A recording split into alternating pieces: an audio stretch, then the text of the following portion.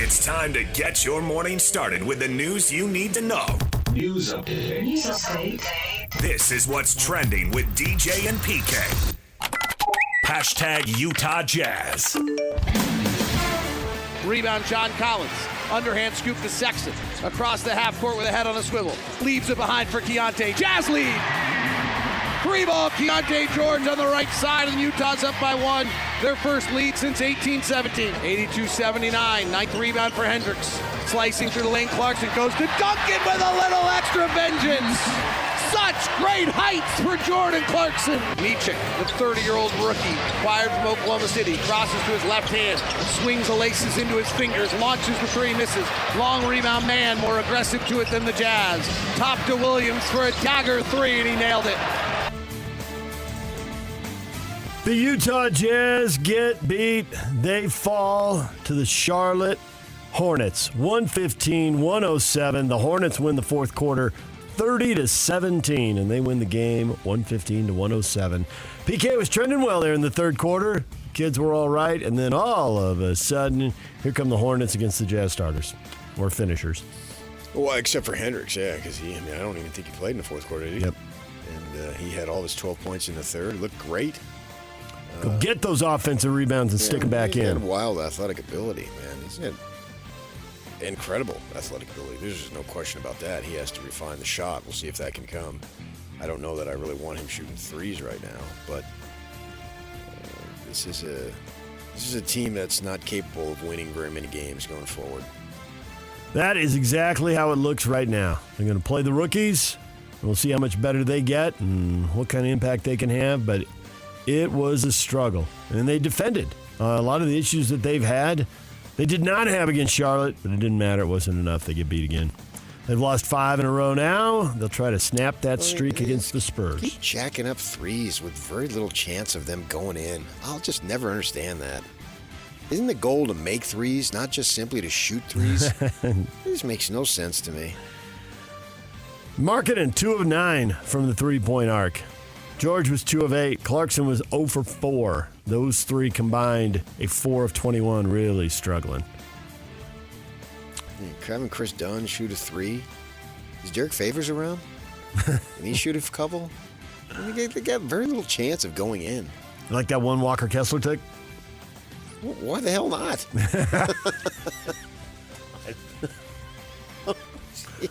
Why the hell not? Well, why not? Wonder if you hear that in a Jazz film session. Hey, why the hell not? Well, I mean, everybody else is missing. Give me a shot. I'm not going to make it, but I'm only going to take one, so it's only going to be one wasted possession. Jazz are back in action Sunday. The Spurs at the Delta Center at 6 o'clock. DJ and PK. Hashtag NBA. Jokic gets it behind the free throw line. Backdoor cut, Murray leans in, layup good. Jamal Murray, 14 in the game now. Shea's got to steal it midcourt. Kissing to dump for the right side. Throw down with the right hand delivery. He's closing big with 19 points. Irving on the move, through the lane. Mavericks running time down. Kyrie back out against Allen. Now attacks in the lane. Behind him to Doncic. Top of the arc three. Kill shot. A 41-point game for Doncic. Doncic with 41 points, 11 assists, 9 rebounds. He just barely missed the triple-double, but his Dallas Mavericks beat the Phoenix Suns 123-113. We like to sit sometimes and eat on the couch and watch a game. And so we turned on that game. It was on 5:30, and I told my wife, oh, he's going to have a big game. Why? I said, because he doesn't like the Suns and Booker. It gets him all sorts of fired up. It does, every time. They've had a couple of run-ins. Sure enough, 41. Those two teams tied for 6th and 7th place. They are both 10 games over 500 at 33-23. You trust either one of them to make a deep playoff run? Nice teams, nice records, but how far can they go? You're talking about the Suns? The Suns and the Mavs. Well, I mean, the Suns, when they have their guys. Bradley Beal's out with a hamstring. I mean, he had a week off, and he's out last night. He's not going to play tonight, they said. So if they don't have their guys, no, I don't trust them at all. But let's see what happens. I mean, they're like 19-7 with their guys, but their guys are rarely there. The Clippers get beat by the Thunder Showdown of two of the top three teams in the West goes to the Oklahoma City Thunder, 129-107. Showdown between the big names, the Stars, who are currently 9th and 10th in the West, the Warriors and Lakers, and that one goes to the Warriors, 128-110. Steph had 32. Warriors still in 10th place, a half game behind the Lakers, and those teams have now pulled well in front of the Jazz, 3.5, 4 games in front of them.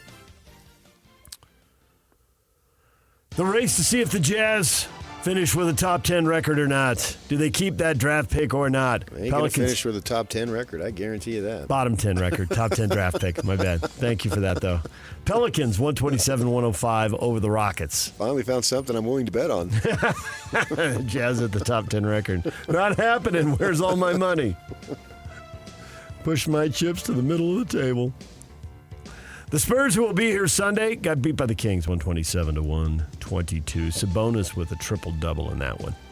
Pistons center Isaiah Stewart has been suspended 3 games for punching Drew Eubanks on Valentine's Day. The misdemeanor assault charge for it was dismissed. He'll sit 3 games. And the Joker became the 4th player to have a triple-double against every opponent in the NBA. 21 points, 19 rebounds, 15 assists. In a 131-10 win over Washington. Did you even know there was such a stat? I did not know someone was tracking to see if everyone had a triple-double against everybody. I think the question is, do I care? Well, I know the answer to that. There's something I'm willing to bet on. No. He doesn't have one against the expansion Seattle team. He'll have to wait for Seattle and Vegas to come into the league and get them. And then at the end of the career, he needs to go play somewhere for a year so he can get one against the Denver Nuggets. DJ and PK. Hashtag college basketball. So I immediately went in the team and told them, I absolutely love you guys.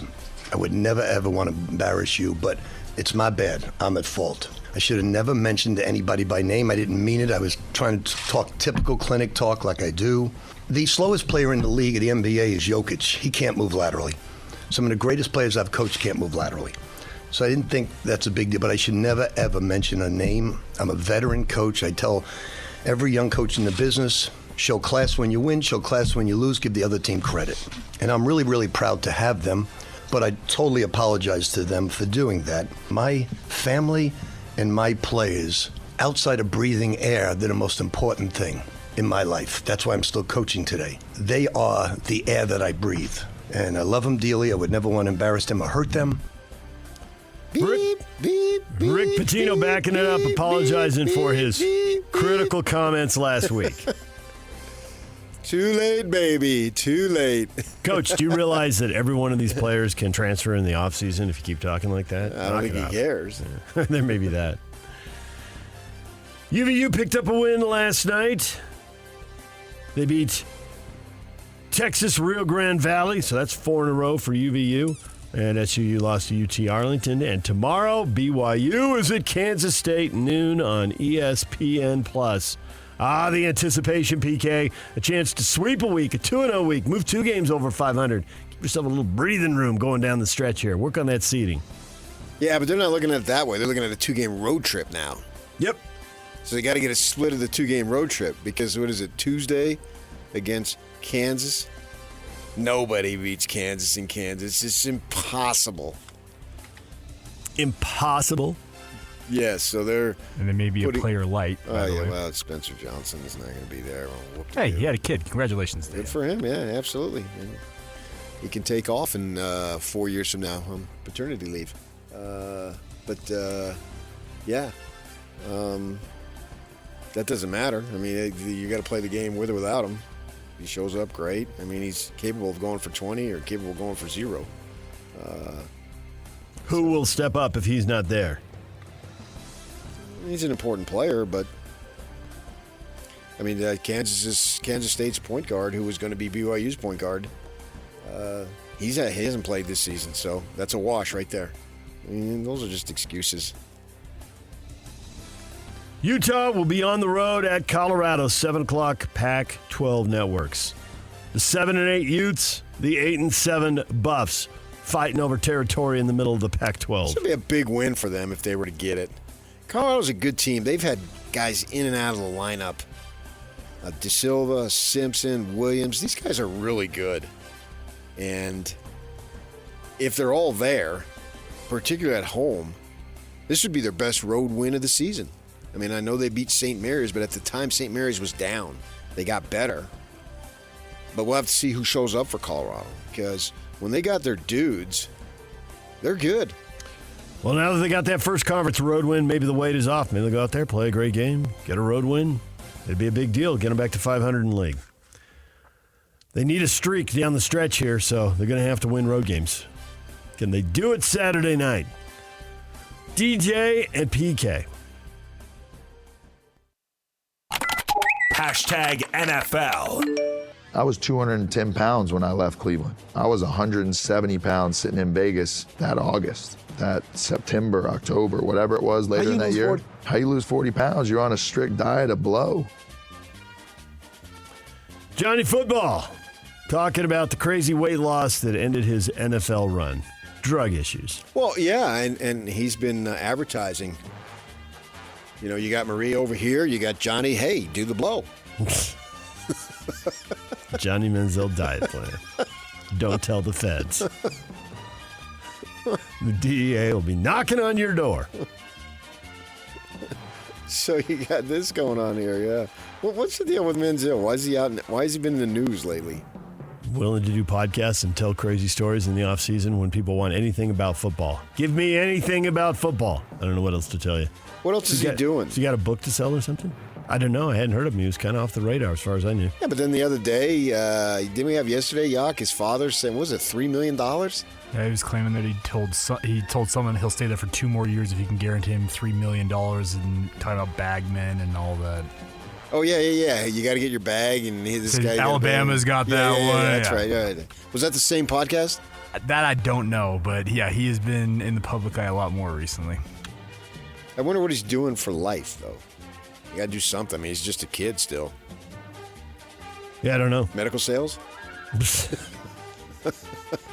Clever. Or back in College Station giving lessons? Oh, yeah. Now you're talking. There's a lot of high school quarterbacks in Texas. Fundamentals weren't really his thing. It was more like run around like crazy and make a play. Okay, well, I mean, anybody can make a play when the play's there. It's what can you do when it's not there? Chargers offensive coordinator Greg Roman told reporters he's confident they'll establish a consistent running offense, which he expects to elevate Justin Herbert's play as well. I'm confident, too. Seattle Seahawks have restructured quarterback Geno Smith's contract, converting his $9.6 million roster bonus into a signing bonus and creating $4.8 million in 2024 salary cap space. His cap hit this season will drop to $26 million, but will balloon to $38 million in 2025. That's like a hot air balloon. And the Chiefs signed free agent punter Matt Araiza. He played for the Bills and was caught up in a lawsuit alleging the rape of a 17-year-old girl in 2021. He was dismissed from the lawsuit in December. He's been looking for an opportunity. The Chiefs made the move with former All-Pro punter Tommy Townsend set to hit unrestricted free agency. So that was a situation where he was cleared, right? The charges, were they false? Is that what it was? He was dismissed from the lawsuit. I do not know more details than that. Evidence said that he wasn't at the party at the time. Wait, he wasn't even there? Well, he was at the party earlier on, but when the alleged assault actually happened, there's evidence that he wasn't there, so he was dismissed from the lawsuit. So he's cleared to go, obviously. Yep, correct. Good. DJ and PK. Hashtag college football. What I've always tried to do and want my legacy to be is you helped a lot of people be more successful in their life. I don't know for sure exactly what the legacy is going to be, but that's what I'd like for it to be. Nick Saban, what will he do now that he's retired as the Bama football coach? He's going to do TV. Yep. I like when he says that because he talked about that a lot. Create value for yourself. He, at least in public, he would talk about that.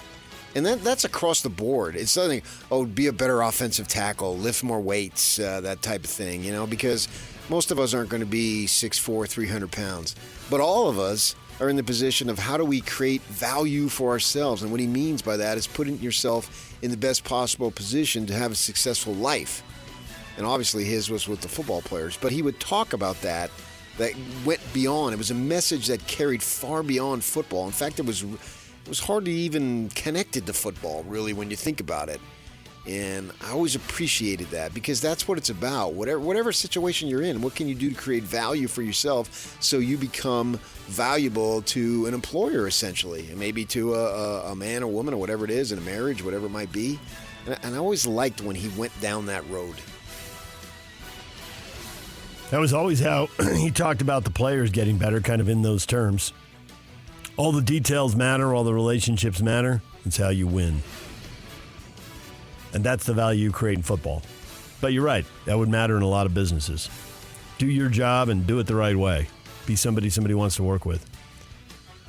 SEC's pushing for changes in the early signing period in college athletics, including making the entire month of December a recruiting dead period and moving National Signing Day up 2 weeks closer to the start of the month. SEC Commissioner Greg Sankey told Yahoo Sports, according to the league's coaches, have already approved the proposed changes as they seek to balance one of the craziest and busiest periods of the college football calendar. Putting signing day in the middle of December with playoff games no longer works. Move it to early December, the Wednesday before championship games. Well, why have one? Just let them sign whenever. Well, you can sign whenever. Verbally commit and then just stick to it, even though you don't sign. No, I mean, you can sign something beyond the signing period. It's not a national letter of intent. You can get out of it, and they can dump you, but you can still sign it. It's called a scholarship agreement. Just do that. If you're ready to commit away. DJ and PK. Hashtag Major League Baseball. The new uniforms for the 2024 Major League Baseball season, generated by Nike, produced by Fanatics, have been panned by Major League players as their quality has been questioned, along with revelations of see-through pants, supply chain issues. You could see teams and players not have enough pants in reserve should they get torn, etc. A Major League Baseball spokesperson said in a statement that adjustments are being made to the jersey size, waist, inseam, thigh fit, and bottom of the pants based on player requests from Fanatics, Nike, and MLB. So see-through pants? Yeah. I've got it. Oh, there's a pretty explicit one that was out there on the internet yesterday. We get an expansion, the Utah Chippendales. There it is. Who's with me? You call them the Chips? Trying to win the chips. Yeah. The What do you chips think? winning the chips. The Utah Chippendales. That's cutting edge right there. I think this will be old news by the time Utah gets an expansion team. Yeah, but the rate we're going at that point, they won't be wearing pants. Hey-o. Dramatic turn of events. So they're gonna have new uniforms upon the new uniforms? I guess so. Got to move quickly. Here we go. How far away is the opener now? It's got an odd date because they go to Korea, right? That's like a week early. March 20th. Yeah. So less than a month. DJ and PK. Hashtag RSL. We'll probably make a couple changes to the group so we can get some freshness in the legs. Obviously, just coming off of preseason, most of the guys I don't think are ready to endure 2 90-minute bouts so close together. So we'll probably do that. Pablo Mastroeni, RSL head coach, talking about lineup changes in advance of tomorrow night's game in St. Louis. RSL losing the opener at Miami. Now they get a team that's best in the West a year ago. They tied. They lost. I saw the game. No, look at right here. Yeah, I corrected that. I see it. You doing a pregame, Yak? I will be in Idaho. You in Idaho? You going to the Steelheads game? No. Got a family member who's got a thing they want me to attend, so I will be going north. What do you guys do? Rotate that? Rotate what? The pregame. We rotate it, yeah. So Spence and Lauren will be doing it tomorrow, and then, yeah, we'll just kind of rotate through. But you guys, you do all the games on the radio, right? I missed a handful last year. Oh, you did? But I make most of them. Oh, yeah. Remember there's some guy with an accent? That would be Spence. Oh. A.K.A. Speno. He's good. A.K.A. the GOAT. He is good. He filled in as an analyst. He filled in the play-by-play. He does the pre-half and post. He's talented. Cool. Yeah. He's a good dude. He'd crack you up, too. He's got a nice little Jersey bitterness going to it sometimes. Pre-game at 5:30. First kick at 6:30 on the Zone. That is what is trending. Coming up, we will talk with Jason Kreis from Real Salt Lake at 8:30. David Locke is here to talk about the Jazz at 8 o'clock. And Aggie forward great Osobor is here at 9 o'clock on the Zone. The question of the day is next. DJ and PK, it's 97.5 The Zone. And now, a look at traffic from the KSL Traffic Center.